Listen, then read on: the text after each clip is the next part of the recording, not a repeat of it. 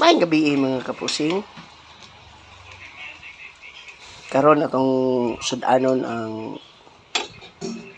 shrimp mga kapusing kay magdugay-dugay na ta wala katilaw na ining kuha na ba pagkauna ba kang barato man kayo ron mga kapusing. Sa Tagalog pa napakamahal talaga ng shrimp, pero paminsan-minsan naman kumain din naman tayo kahit papano, kahit sa hirap ng buhay. Di ba mga kapusing? Minsan-minsan lang, hindi naman sa pagmamayabang.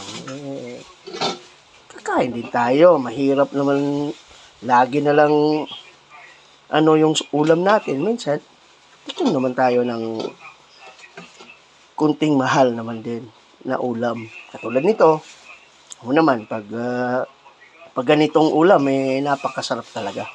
Lalo na pag ang pagkaluto swak na swak.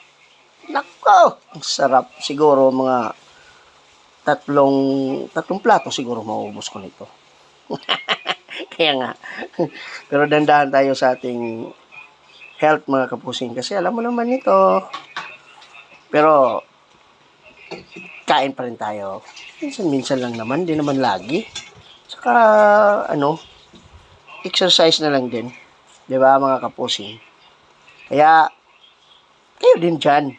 Kung saan bang kayong lupalop naka-base ngayon, alam ko naman yakang-yakan nyo yan.